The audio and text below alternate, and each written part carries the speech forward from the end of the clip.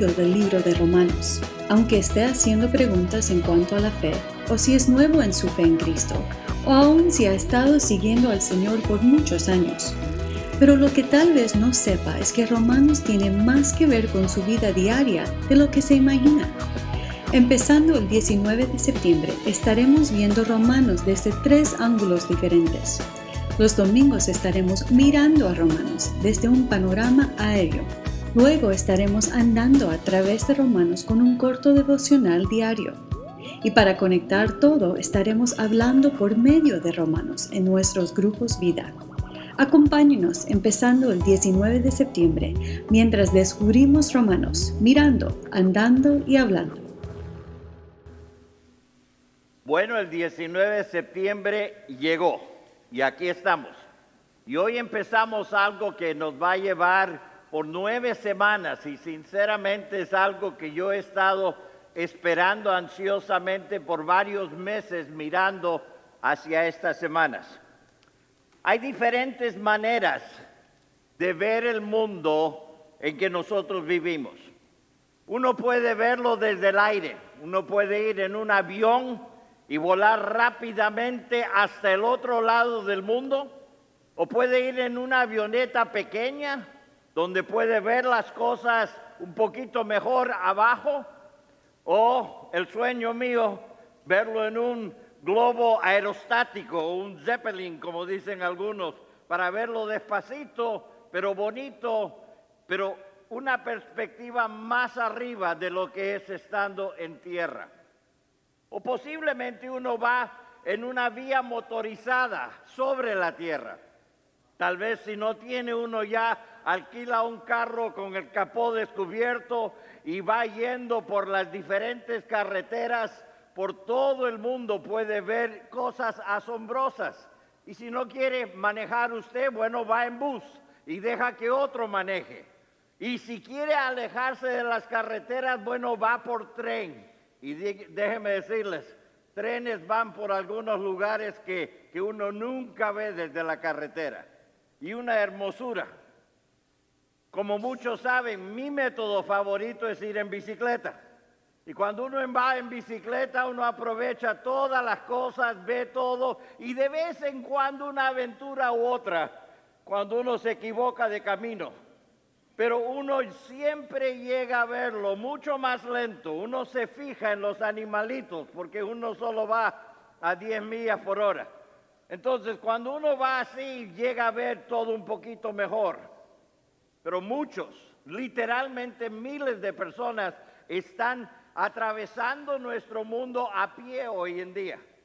Donde usted vaya, donde usted visite, va a haber gente con mochilas puestas, que están caminando, muchos de ellos por años, que han caminado alrededor del mundo. De vez en cuando agarran un bus y van allá y siguen caminando y ellos conocen de cerca las cosas en este mundo. Cada una de estas tiene sus ventajas. Todas de estas le darán a conocer una mejor educación en cuanto a las personas, en cuanto a los lugares de esta tierra. Pero también hay diferentes maneras de estudiar la Biblia. A algunas personas les gusta ver la Biblia con muchos capítulos cada día. Y ellos leen. Tuve un amigo que me comentó en una ocasión, dice, yo leo 40 capítulos al día y termino toda la Biblia en 30 días. Así que si quiere hacerlo, échele. Yo nunca he logrado eso. Pero ¿sabía usted que si escucha la Biblia 20 minutos al día, en un mes escucha todo el Nuevo Testamento? En 4 meses escucha toda la Biblia. Y si uno le da más tiempo, hagan ustedes la matemática. Uno literalmente puede ir a través de toda la Biblia rápidamente y con cada paso de la Biblia se le va pegando algo. Con cada paso de la Biblia uno empieza a decir, wow, yo vi esto aquí, yo vi eso allá, yo vi lo otro. Y eso es una buena manera. Mi método favorito es un capítulo al día. Yo no doy para tanto, para 40 capítulos, pero para uno sí doy. Y un capítulo por día estudio, medito veo, conecto cosas con otras partes de la Biblia y dejo que Dios me hable a mí a través de ese capítulo cada día. Yo no escojo el capítulo, yo sigo nomás. Ahora estoy por Job y es increíble cuántas cosas pasan cuando uno va así, que uno ve su vida cada día y lo que Dios dice acerca de ello en la Biblia.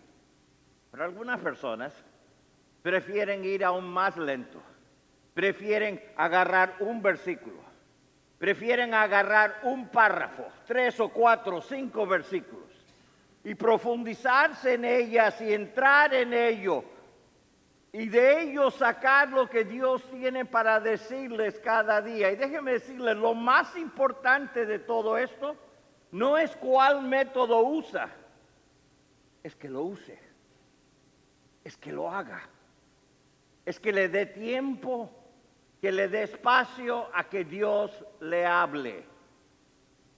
En mi vida personal me he dado cuenta que mientras más tiempo paso escuchando lo que Dios tiene para decirme cada día, menos importa lo que otros me digan después, porque encuentro en Él lo que necesito para ese día.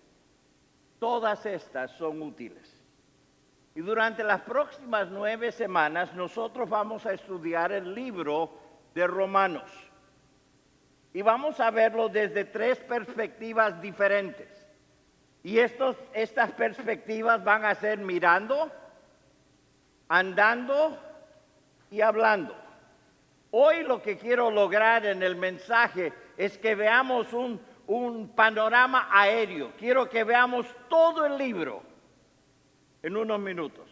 Por favor, presten atención al primero de 2 videos que nos va a permitir hacer eso. Presten atención. La carta de Pablo a los Romanos es una de las cosas más extensas e importantes que fueron escritas por el hombre anteriormente conocido como Saulo de Tarso. Él fue un rabí judío que pertenecía a un grupo conocido como los fariseos. Él era apasionado y devoto de la Torá de Moisés y de las tradiciones de Israel, y veía a Jesús y a sus seguidores como una amenaza.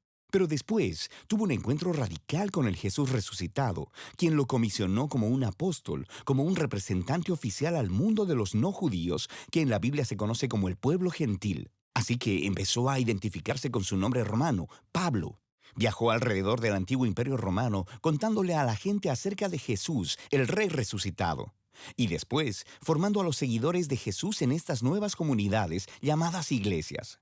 Y Pablo ocasionalmente escribiría cartas a estas nuevas comunidades de Jesús para ayudarles a desarrollar su fe o para responder sus preguntas. Y una de esas cartas es el libro de Romanos. De hecho, este libro fue escrito bastante tarde en su carrera. Sabemos por el libro de Hechos que la iglesia en Roma ya había existido por algún tiempo y que estaba formada por seguidores de Jesús, tanto judíos como no judíos. Pero en algún momento el emperador romano Claudio había expulsado a todos los judíos de Roma. Y después de aproximadamente 5 años, a todos estos judíos, incluyendo a los judíos seguidores de Jesús, les fue permitido regresar. Y cuando regresaron, encontraron una iglesia que se había hecho muy no judía en costumbres y prácticas. Así que esto creó mucha tensión. Así que para los días de Pablo, la iglesia en Roma estaba dividida. La gente no se ponía de acuerdo acerca de cómo seguir a Jesús. Estaban debatiendo acerca de si los cristianos no judíos deberían celebrar el día de reposo, comer kosher o ser circuncidados. Así que Pablo escribió esta carta para lograr varias cosas. Él quería que esta iglesia dividida se unificara. Y con fines prácticos, él esperaba que la iglesia en Roma pudiera convertirse en una base para extender su misión más hacia el occidente, hasta llegar a España. Así que estas circunstancias fueron las que motivaron a Pablo a escribir su explicación más completa del Evangelio, las buenas nuevas que él anunciaba acerca de la vida, muerte y resurrección de Jesús. La carta está diseñada para tener 4 movimientos principales, pero está unificada como una larga exploración del Evangelio. El Evangelio, dice Pablo, primero que nada revela la justicia de Dios, y luego también crea una nueva humanidad, la cual cumple una promesa de Dios a Israel. Así que este evangelio es lo que unificará a la iglesia. En este video solo exploraremos las ideas de los capítulos 1 al 4. Así que Pablo empieza presentándose a sí mismo como un apóstol llamado por Dios para dar a conocer el Evangelio de Jesús, quien es el Mesías de Israel, que fue levantado de los muertos como el Hijo de Dios, Rey de las Naciones. Y Jesús ahora llama a toda la humanidad a colocarse bajo su gobierno de amor. Y Pablo dice que esta buena nueva sobre el Rey Jesús es, primeramente, poder de Dios para salvar a las personas que confíen en Él, y en segundo lugar, revela la justicia de Dios. Ahora, justicia es una palabra del Antiguo Testamento llena de significado para Pablo. Describe el carácter de Dios, que Él siempre hace justicia, lo que es recto y lo que es bueno, pero también que Él es fiel y justo para cumplir sus promesas. Y Pablo dice que la historia de Jesús muestra cómo Dios ha hecho ambas cosas. ¿Cómo? Bueno, primeramente hace un creativo recuento de los capítulos 3 al 11 del Génesis. Él muestra cómo todo el mundo gentil, todas las naciones, están atrapadas en una espiral de pecado y egoísmo. El corazón y la mente humana están quebrantados, dice Pablo. Le hemos dado la espalda a Dios para abrazar la idolatría, que quiere decir buscar significado en las cosas creadas y entregar nuestra lealtad a esas cosas y no a Dios. Esto resulta en una distorsión de nuestra humanidad y en comportamientos destructivos. Y lo que queda es una humanidad culpable delante de un Dios justo y recto.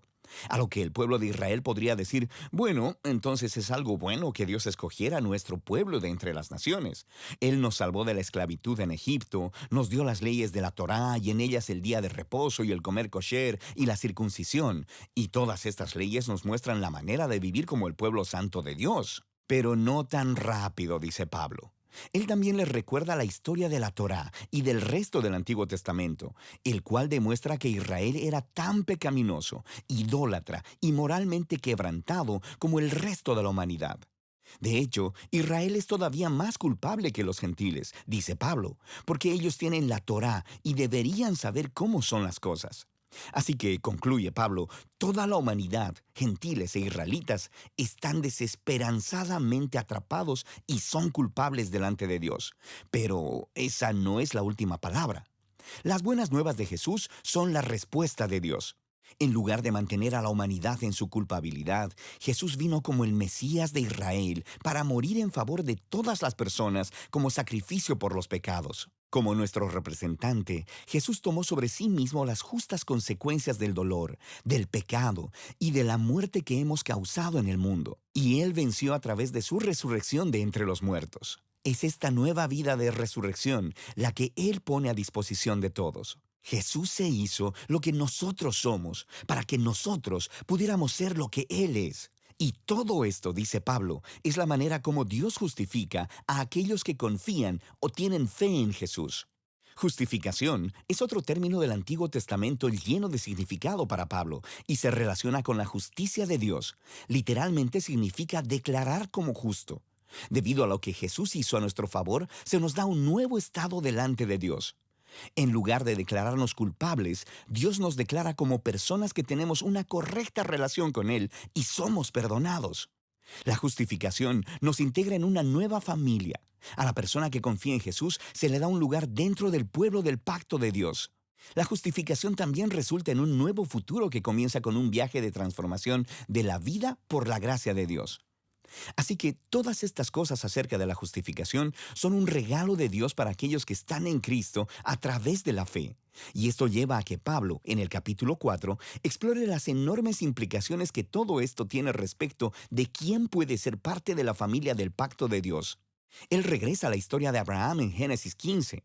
Antes de que cualquiera de las leyes de la Torá les fuesen dadas a Israel, Abraham fue justificado o declarado justo delante de Dios. ¿Cómo? Bueno, Dios prometió que Abraham se convertiría en el padre de una gran familia multiétnica que recibiría la bendición de Dios. Pero él y su esposa Sara eran muy viejos y nunca habían podido tener hijos. Pero aún así, Abraham tuvo una fe radical y confió en la promesa de Dios. Así que Dios lo declaró como justo. Así que Pablo dice que ahora Abraham se ha convertido en el padre de la nueva familia del pacto de Dios y que esta familia se está esparciendo por todo el mundo. Está formada por los judíos y los gentiles que tienen esa misma clase de fe y confianza en aquel que cumplió la promesa de Dios a Abraham, Jesús el Mesías. Así que hagamos una pausa y resumamos las ideas principales de Pablo aquí en los capítulos del 1 al 4, porque estas son el fundamento para entender el resto de la carta. Toda la humanidad está sin esperanza, atrapada en pecado y necesita ser rescatada. Sin embargo, este rescate no sucederá porque ellos intenten obedecer las leyes de la Torá. En lugar de eso, el carácter justo de Dios le ha movido a rescatar al mundo a través de la muerte y resurrección de Jesús, de modo que Él pudiera crear esa familia multiétnica de Abraham basada en la fe como su nuevo pueblo del pacto. Así que Pablo va a mostrar cómo esta nueva familia es parte de algo mucho, mucho más grande y que los llama a una manera completamente nueva de vivir juntos. Pero todo ello estará basado en estas ideas centrales exploradas en los capítulos del 1 al 4 de la carta de Pablo a los Romanos. Nosotros queremos que el libro de Romanos, que fue una carta de Pablo escrita a los de Roma, queremos que este libro llegue a ser algo muy real para todos. ¿Por qué? Porque creo que a veces llegamos a pensar que libros de la Biblia son más que todo teóricos, o si estamos en algo de Dios, son algo teológico. Y dicho sea de paso, este libro es bastante teológico, tiene una multitud, es un tesoro teológico, pero también es algo muy práctico. Y tiene algo que ver con las vidas de cada uno de nosotros en el siglo XXI, ahora donde nosotros vivimos. Por lo tanto, yo quiero que me ayuden, quiero pedirle a todos que hagan tres cosas, que nos acompañen en estas semanas, primeramente, mirando a través de Romanos.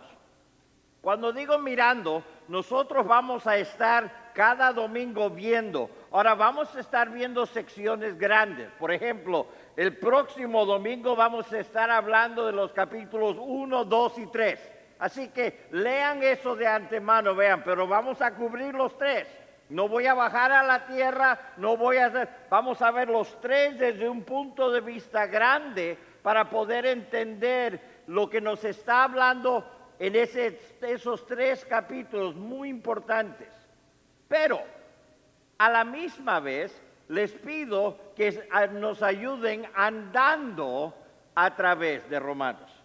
El pastor Marcel ha escrito 45 devocionales, 5 por semana, por 9 semanas, que va a ir andando a través. Ahora sí va a tomar las cosas con un poquito más de calma. Yo lo estoy viendo de arriba, él lo está viendo caminando a través de eso. Ahora, después el pastor Tony, él ha escrito unas preguntas de discusión para los grupos y van a estar hablando a través de Romanos. Entonces el domingo vamos a estar mirando, durante la semana van a estar andando y una vez por semana en grupo van a estar hablando. Nosotros no nos hemos puesto de acuerdo qué vamos a tratar. Cada uno está poniendo según los dones y las habilidades que Dios ha dado a cada uno para que nosotros podamos recibir el libro de Romanos desde tres perspectivas diferentes. Ahora, ambos de estos recursos aparecen en el app de la iglesia.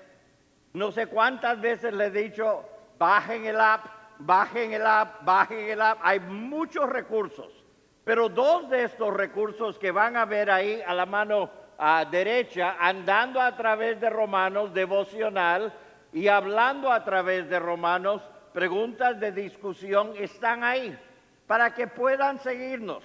Está ahí. Ahora, si usted dice, bueno, pastor, es que yo no veo mi teléfono. Sea honesto y soy muy vanidoso para ponerme espejuelos, así que no lo veo. Bueno, entonces tenemos unas pocas copias. Escuchen la palabra pocas. Hay 16 en español. Habían 50, pero los de Pura Vida se las agarraron.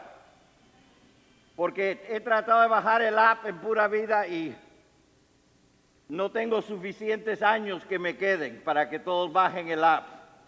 ¿Sí o no, Conchita? No es por nada. Ok. Pero Tenemos atrás unas cuantas, una por familia para que vean. Pero si pueden, por favor, vayan a la app de la iglesia y léanlo cada día, empezando mañana y siguiendo. Y después al reunirse en los grupos van a estar hablando de ello. Entonces queremos hacer esto en cada uno. Ahora, voy a pedirles que me ayuden. ¿Abrieron el boletín de hoy? Y ahí vieron todo lo que estamos viendo, porque yo creí que seguramente no se iban a acordar de todo. Así que se lo damos todo. Vean por favor la segunda parte de esto, el desarrollo del resto del libro de Romanos. Presten atención. La carta de Pablo a los Romanos.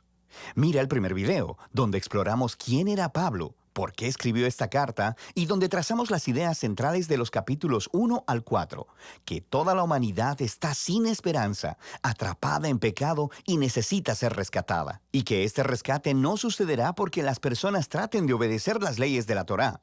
Más bien, el carácter recto de Dios lo movió a rescatar al mundo a través de la muerte y resurrección de Jesucristo, de modo que Él pudiera crear la familia de Abraham, multiétnica y basada en la fe, como su pueblo. Ahora, en los 3 movimientos restantes de la carta de Romanos, Pablo va a desarrollar todavía más ideas.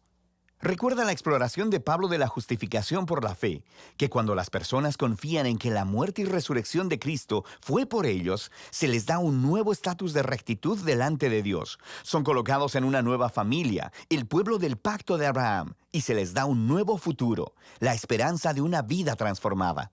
Ahora, Pablo quiere mostrar cómo esta realidad debería transformar cada parte de nuestra existencia, porque estar en esta familia significa ser parte de una nueva humanidad que Dios está creando a través de Jesús y el Espíritu. Así que Pablo regresa al primer personaje humano de la historia bíblica, Adán. Su nombre significa humanidad, y Adán, como toda la humanidad después de él, eligió el pecado y el egoísmo. Así que todos enfrentamos el juicio de Dios porque nos hacemos esclavos de la influencia del pecado, lo cual resulta en la muerte. Pero luego Pablo contrasta a Adán con Jesús, quien él dice que es el nuevo Adán, un humano que vivió en fiel obediencia a Dios, mostrada a través de su acto de amor sacrificial. Y ahora Jesús ofrece su vida como regalo a otros para que ellos puedan ser justificados delante de Dios. Así que Jesús se emerge como la cabeza de una nueva humanidad que está siendo transformada por este regalo, y esto lo lleva al capítulo 6. Pablo le recuerda a estos cristianos en Roma que elegir seguir a Jesús significa dejar su vieja humanidad en Adán y entrar a la nueva humanidad en Jesús, y que su bautismo fue un símbolo sagrado de esta transición. Su vieja humanidad murió con Jesús, y su nueva humanidad fue levantada con Él de entre los muertos. Así que cuando una persona confía en Jesús, su vida se une a la vida de Él, y lo que es cierto de Él, ahora es cierto también de ellos. Es cuando las personas aceptan su identidad como humanos en Jesús, que son liberados para convertirse en humanos verdaderos que realmente pueden amar a Dios y a su prójimo. Ahora, si crear esta humanidad siempre fue el propósito de Dios, pregunta Pablo en el capítulo 7, ¿cuál fue el punto de Dios entregando la ley, en hebreo la Torá, a Israel? Una nota al margen. Cuando Pablo utiliza esta palabra, ley, a veces él se refiere a la historia y el mensaje de los primeros 5 libros de la Biblia. Pero en otras ocasiones se está refiriendo más específicamente a los cientos de mandamientos dados a través de Moisés que se encuentran en la Torá. Aquí Pablo se está enfocando en el segundo significado. ¿Cuál era el propósito de todos esos mandamientos? Pablo dice que los mandamientos de la Torá eran buenos, que mostraban la voluntad de Dios sobre cómo Israel debía vivir. Pero si lees la historia de la Torá, verás que Israel desobedeció todos esos mandamientos. Entre más leyes recibieron, más reprodujeron el pecado de Adán y se rebelaron. Así que, aun cuando Dios le dio a su pueblo reglas morales específicas para obedecer, eso no arregló el problema del corazón pecaminoso del hombre. Paradójicamente, esas reglas hicieron a Israel todavía más culpable. Pero, dice Pablo, la paradoja es el punto.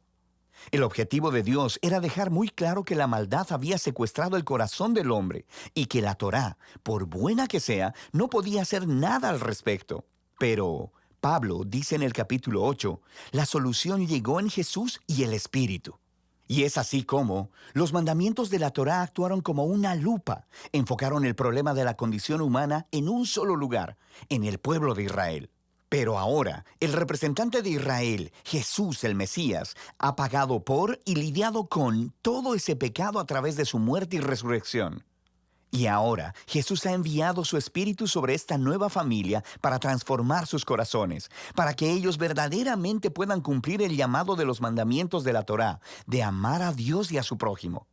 Y hay más. La renovación de Dios de los seres humanos es el primer paso de su misión más grande, rescatar y renovar toda la creación, haciéndola un lugar donde su amor tenga la última palabra. Ahora, puedes ver cómo los capítulos del 1 al 8 son un largo hilo de pensamiento.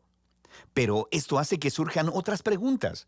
Si todo esto fue el propósito de Dios, ¿cuál es el estatus actual de los israelitas que no reconocen a Jesús como el Mesías? ¿Cómo esta historia cumple las promesas de Dios para ellos? Pablo comienza el capítulo 9 con su angustia personal sobre sus compañeros israelitas, que no ven a Jesús como su Mesías. Y esto lo lleva a reflexionar en el Israel del pasado a partir de la historia en el Antiguo Testamento. Y él nos recuerda que simplemente ser un israelita étnico, un descendiente físico de Abraham, nunca hizo de nadie automáticamente un miembro fiel de la familia del pacto. Pablo nos muestra cómo Dios siempre ha seleccionado a un subgrupo de la familia de Abraham para llevar la línea de la promesa. Y su punto es que ahora la línea de la promesa es adelantada por aquellos que siguen a Jesús. Él nos recuerda que por un largo tiempo, personas dentro y fuera de la familia de Abraham han rechazado la voluntad de Dios. Él nos recuerda la historia de Israel, el becerro de oro y la rebelión de Faraón. Él nos muestra cómo Dios fue capaz de orquestar eventos para que el rechazo del pueblo egipcio hacia él lograra sus propósitos redentores. Así que, en el capítulo 10, Pablo cambia su enfoque al Israel del presente. La razón por la que muchos israelitas rechazan a Jesús es porque ellos están basando su relación de pacto con Dios en su desempeño respecto a los mandamientos en la Torá. Y muy tristemente, no reconocen lo que Dios ha hecho a través de Jesús para crear una nueva familia de pacto basada en la fe. Así que, Pablo pregunta en el capítulo 11, ¿cuál es el futuro de Israel? ¿Ha rechazado Dios a su pueblo? No, dice él. Hay muchas personas judías, como yo mismo, que reconocemos a Jesús como nuestro Mesías, pero hay muchas que no. Pero Dios fue capaz de usar el rechazo de ellos para cumplir sus propios propósitos. Su rechazo causó que el Evangelio se esparciera aún más rápido y más lejos dentro del mundo gentil, haciendo la familia de Abraham aún más grande y multiétnica. Pablo describe a la familia del pacto de Dios como un gran olivo y que los rechazadores de Jesús han sido arrancados, por así decirlo, y estos gentiles son como ramas salvajes que han sido injertadas en el árbol familiar. Sin embargo, dice Pablo, un día Jesús será reconocido por su propio pueblo. No nos ofrece detalles de cómo. Pablo simplemente confía en el carácter de Dios y en la promesa de que Él no abandonará a su pueblo del pacto, lo que transiciona hacia la sección final del libro, los capítulos del 12 al 16. Pero no olvides el gran panorama. Debido a su fe en Jesús, los judíos y los gentiles ahora están juntos en la familia de Abraham. Esa nueva humanidad que está siendo transformada por el Espíritu de Dios, y así Dios está cumpliendo sus antiguas promesas. Por lo tanto, la única respuesta razonable es que estos cristianos judíos y los no judíos sean unificados como la iglesia. Los capítulos del 12 al 13 nos muestran que esta unidad vendrá de un compromiso de amar y perdonarse los unos a los otros. El amor se pondrá de manifiesto cuando todos, usando sus diversos dones y talentos, se sirvan unos a otros en la iglesia. Y también significa humildad y perdón. Cuando estos grupos étnicos y culturas diferentes se unen en Jesús, el conflicto es inevitable. Y esto solo puede vencerse a través del trabajo duro, del perdón y la reconciliación.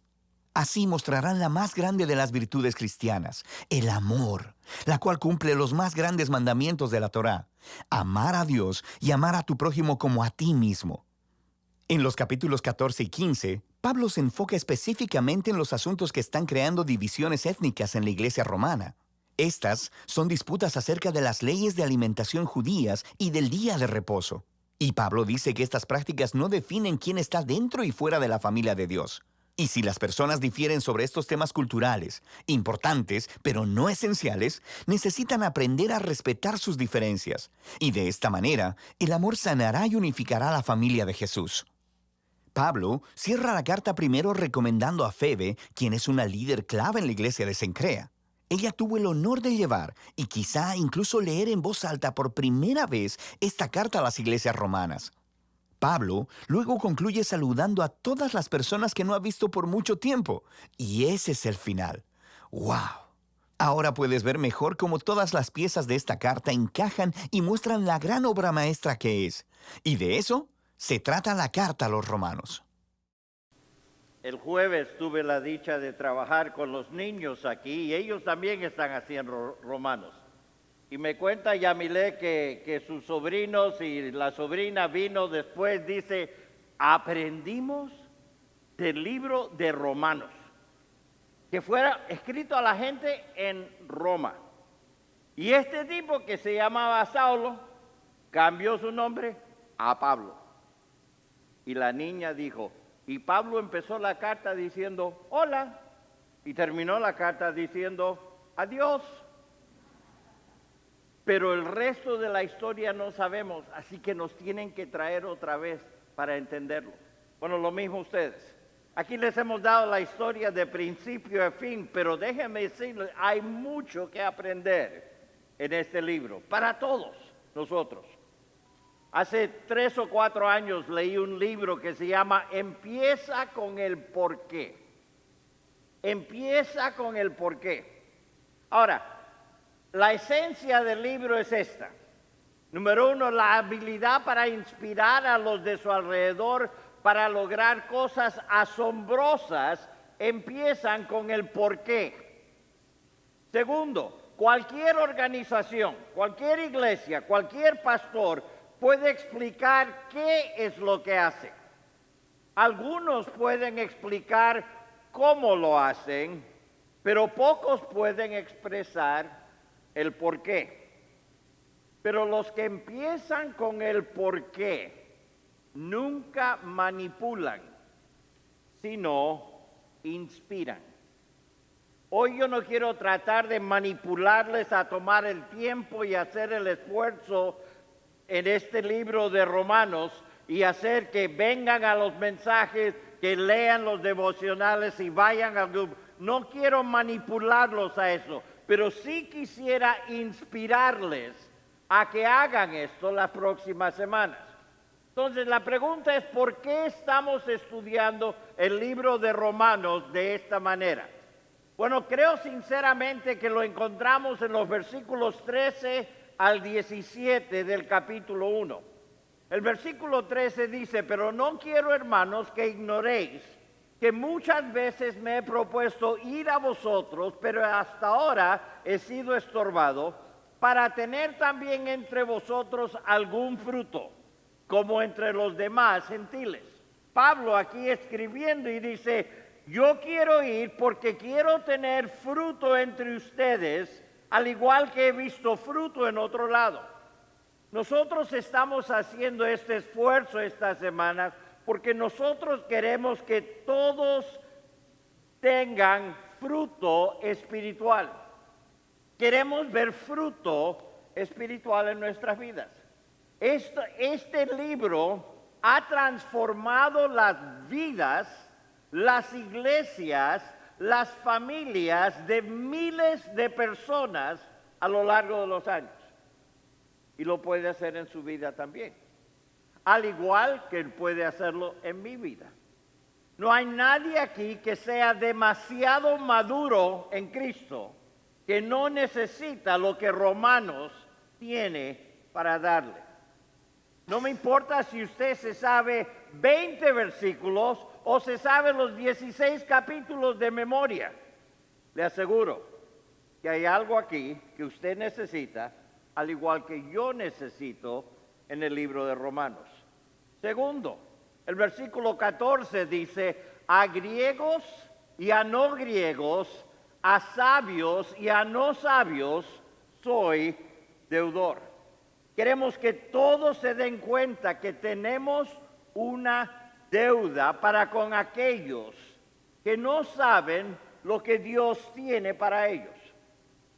Déjenme decirles, el mundo en que nosotros vivimos no sabe que Dios tiene una mejor vida para ellos. No saben cómo obtenerlo. Nosotros sí sabemos. ¿Porque seamos más inteligentes? No. Porque tenemos la palabra de Dios delante de nosotros que nos dice. Y en muchos casos hemos comprobado que lo que la palabra de Dios dice es verdad porque ha cambiado nuestras vidas. Ha cambiado nuestra historia familiar. Ha cambiado el rumbo en que llevaba nuestra historia familiar y le ha dado algo mucho mejor. Y nosotros tenemos una deuda para con los que no saben, para los que no entienden. No porque seamos mejores, sino porque somos deudores. Versículo 15. Así que en cuanto a mí, pronto estoy. Ahora paren ahí un instante. Esa palabra pronto estoy, esa palabra significa estar dispuesto, estar preparado para hacerlo, estar listo para hacerlo. Dice, queremos que todos estén listos para compartir el plan de Dios para una mejor vida para todos. No hay nadie aquí que pueda decir, bueno, esa es la tarea de otro. Estuve leyendo un devocional esta mañana y decía, dice, en la tarea que Dios tiene, no tenemos suplentes. Todos los que conocen a Cristo están en el campo de juego. A veces nosotros queremos decir, bueno, que lo hagan ellos, que lo haga el otro. ¿Quiénes son los que deben invitar o llevar a personas a Cristo? Bueno, que lo hagan los pastores, que lo hagan los líderes, que lo hagan los que saben más, que lo hagan los otros. No, cada uno de nosotros que conocemos a Cristo como nuestro Salvador, estamos en el campo de juego, puestos por Dios, equipados por Dios, y nosotros debemos estar listos para anunciar el Evangelio a las personas que están a nuestro alrededor. Si alguien viniera a usted, como vinieron a Pablo y dijo, ¿qué necesito hacer para ser salvo? ¿Qué harían? Bueno, le entrego el número de Marcel. No. Tenemos que saber cómo ir a la Biblia.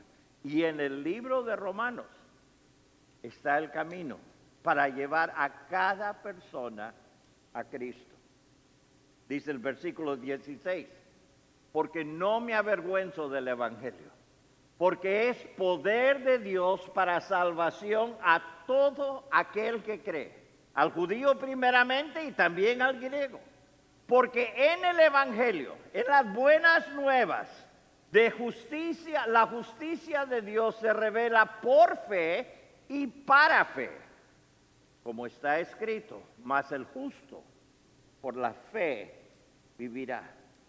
Nosotros no queremos que nadie se avergüence del Evangelio. El Evangelio tiene el poder para salvar, para transformar a cada persona. No importa quiénes son, no importa de dónde son, no importa qué han hecho. El Evangelio, las buenas nuevas de Cristo, puede cambiar a cualquiera. No importa si usted está en una clase y el profesor se está parando y diciendo algo que va en contra de Dios, usted no tiene de qué avergonzarse porque tiene la solución, Cristo. Pero ¿cuántas veces en el trabajo, en el vecindario, los estudios, alguien dice algo? Alguien dice, ay, estos cristianos, y nos encogemos. Ay, miren lo que estos cristianos hicieron. Déjeme decirle, los que le dan mala fama al cristianismo son ¿quiénes? Cristianos. No es Cristo, son cristianos. pero no debemos avergonzarnos del Evangelio. Es el poder de Dios para salvación para todo aquel que cree en Él. Con el favor de Dios, nosotros queremos que esta carta de Pablo a los romanos llegue a ser algo que podrá ver cómo el Evangelio de la gracia impacta cada área de su existencia. Afecta mucho más de su vida de lo que usted se puede imaginar.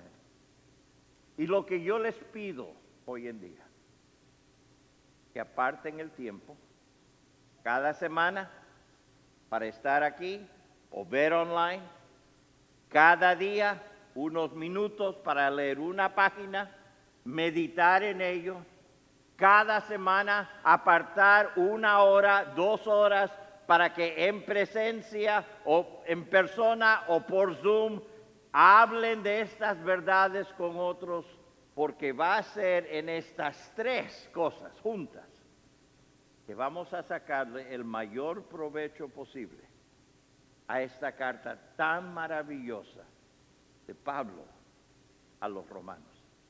Incline su rostro, por favor. Padre, tú sabes cuán ansioso he estado de hacer esto. Tú sabes cuánto trabajo ya se ha puesto, Señor, al escribir los devocionales, al escribir las preguntas de discusión, al hacer todas las cosas que ya se han hecho para llegar a este punto.